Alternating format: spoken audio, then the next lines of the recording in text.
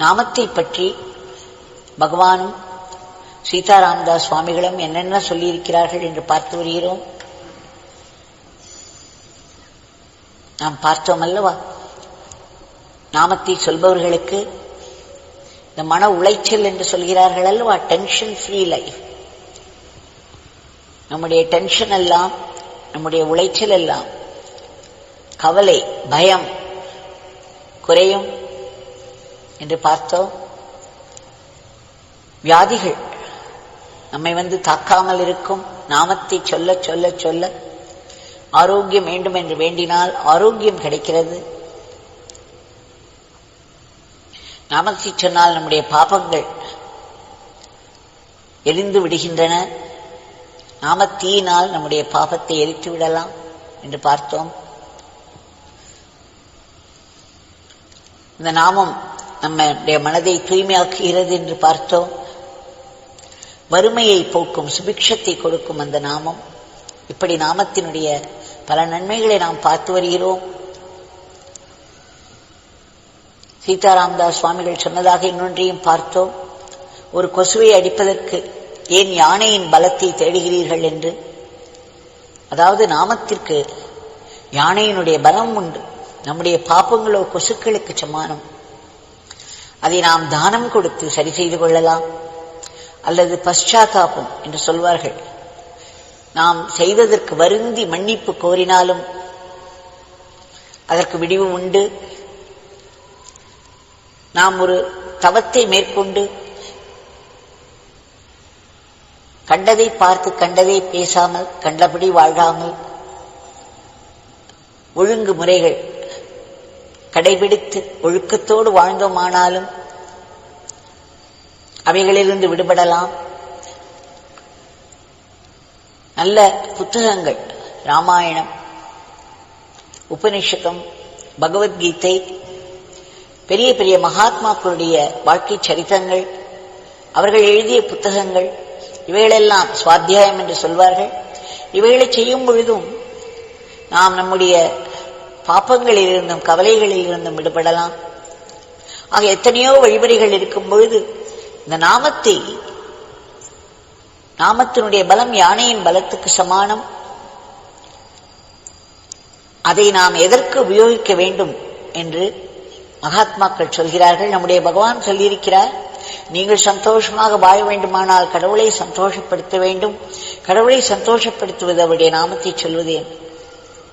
சீதாராமதாஸ் சுவாமிகள் சொல்கிறார்கள், நாமத்தை சொல்வதற்கு, உங்களுடைய ஆசைகளை பூர்த்தி செய்து கொள்வதற்காக நாமத்தை சொல்வதை விட்டு, கடவுளே உங்களை நாங்கள் சந்தோஷப்படுத்த வேண்டும். பகவான், நான் நாமத்தை சொல்வது உங்களுக்கு சந்தோஷத்தை தருகிறது என்றால் நான் உங்களுக்கு சந்தோஷத்தை தரும் நாமத்தை நான் சொல்லிக்கொண்டே இருக்க வேண்டும். Be pleased with me என்று வேண்டிக் கொள்ள வேண்டும் என்று சொல்கிறார். இறைவனை சந்தோஷப்படுத்துவதற்காக இறை நாமத்தை சொல்ல வேண்டும் என்று மகாத்மாக்கள் நமக்கு சொல்லிக் கொடுக்கிறார்கள். சீதாராமதாஸ் சுவாமிகள் இன்னொன்று சொல்கிறார், இதையெல்லாம் பகவான் எனக்கு கொடுத்த புத்தகத்தில், படிக்க கொடுத்த புத்தகத்தில் இருந்து சொல்கிறேன். நாமிக்கு வாணி, அதை சித் ஆத்மக் நாமா என்று சொல்கிறார். அதாவது பேரறிவு பூர்வமானது ஆத்மா. எந்த ஆத்மா? பரமாத்மா. பரமாத்மாவாகவும் பேரறிவு பூண்டதாகவும் இருக்கக்கூடிய நாமம் என்று சொல்கிறார். அந்த நாமமானது it is the soul of all life. It is the supreme consciousness. பேரறிவு பிரக்ஞை பூர்வமாக இருக்கக்கூடிய அந்த நாமம் சிதாத்மக் நாமம் என்று சொல்கிறார். நாம் அன்றைக்கு பார்த்தோம், நமோ நமஹ, யோகிராம் சுரத்குமார் நமோ நமஹ என்று சொல்கிறோம் அல்லவா. நமோ நமஹ,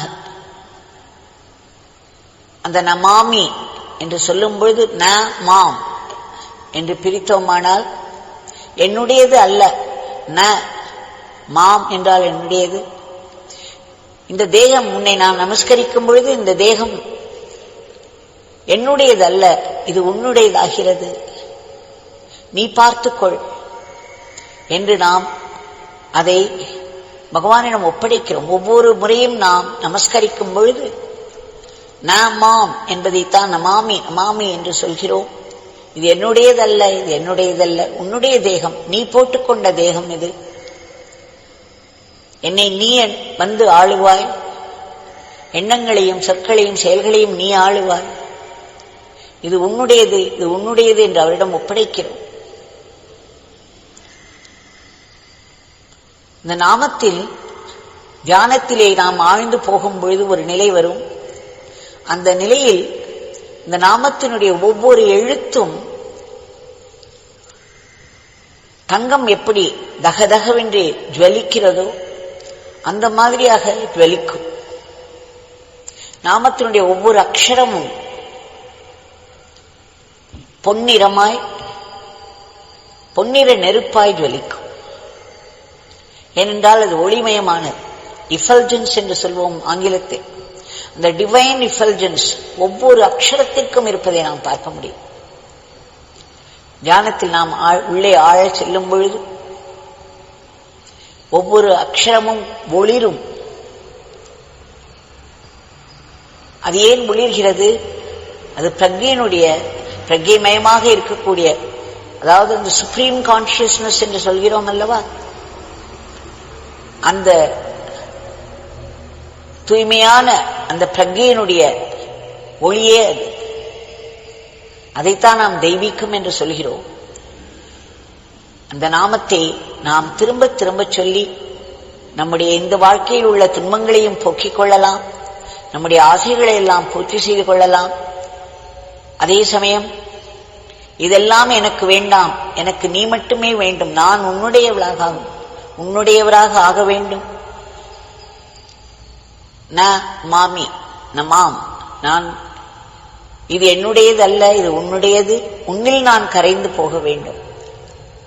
என்னுடைய வாழ்க்கைக்கு சொல்யூஷன் நீதான், டிசல்யூஷனும் நீதான்.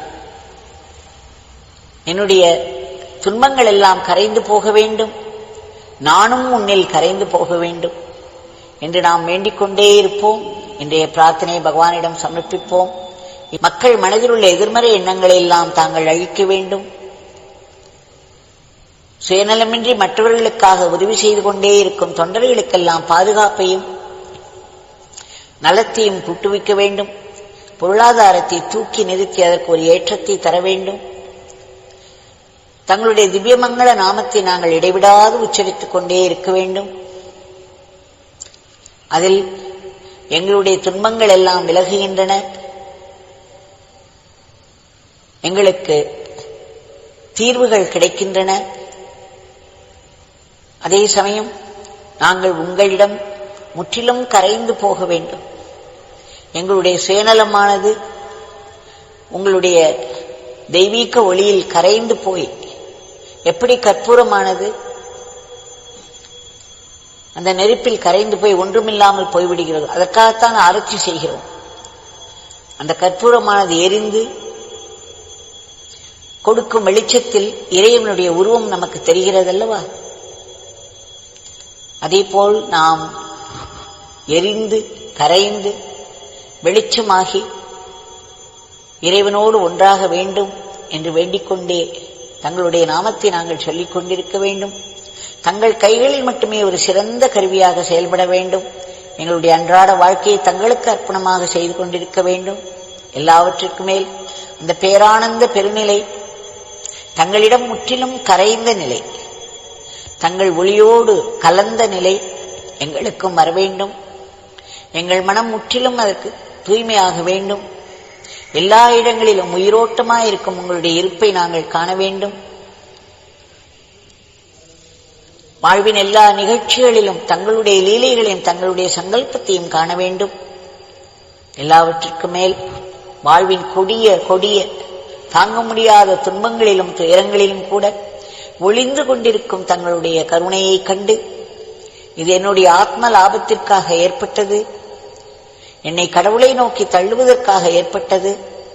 ஏனென்றால் வாழ்வின் லட்சியமே கடவுள்தான். கடவுளை அடைய வேண்டும் என்பதற்காகத்தான் நமக்கு இந்த தேகம் கொடுக்கப்பட்டிருக்கிறது. இதை ஒட்டிய வாழ்க்கை கொடுக்கப்பட்டிருக்கிறது. இறைவனுடைய எண்ணத்தில் ஈடுபட வேண்டும் என்பதற்காக நமக்கு கிடைத்திருக்கும் இந்த வாழ்க்கையை நாம் கண்டதை பார்ப்பதிலும், கண்டதை பேசுவதிலும், கண்டபடி வாழ்வதிலும் செலவிட்டுக் கொண்டிருக்கிறோம். அமுதம் ஒன்றை நம் கையில் கொடுத்தால் அதை உண்டு அமரத்துவம் அடைவதற்கு பதிலாக அதை வைத்து வீட்டை மொழிகிக் கொண்டிருக்கிறோம். இதையெல்லாம் விட்டு வாழ்வினுடைய லட்சியம் என்ன என்பதை உணர்ந்து இந்த நாமத்தை சொல்லி சொல்லி இறைவனிடம் நாம் கரைய வேண்டும். நடப்பவை அனைத்தும் என்னுடைய நன்மைக்காக என்ற நினைவோடு வருவதையெல்லாம் ஆசீர்வாதமாக ஏற்றுக்கொண்டு அதற்காக நன்றியோடு இருக்க வேண்டும். எல்லாவற்றிற்கும், எல்லாவித ஜீவராசிகளுக்கும் எந்தெந்த நிலையில் அவைகள் இருந்தாலும் அந்தந்த நிலையில் உள்ள துன்பங்களிலிருந்து விடுபட்டு ஒரு மேன்மையை அடைய வேண்டும். மரணமில்லா பெருவாழ்வு, இந்த பிறப்பு இறப்பு சுழலில் இருந்து விடுபட்டு மரணமே இல்லாத அமரத்துவம், தங்களிடம் ஒன்றிய அந்த அமரத்துவம் மரணமில்லா பெருவாழ்வு என்று சொல்வார்கள். அந்த பெருவாழ்வு எங்களுக்கு கிட்ட வேண்டும் என்று நாங்கள் ஆத்மாத்மாய் பிரார்த்தித்துக் கொள்கிறோம். பிரார்த்தித்துக் கொண்டே இருப்போம். ஜெய் யோகிராம் சிவகுமார்.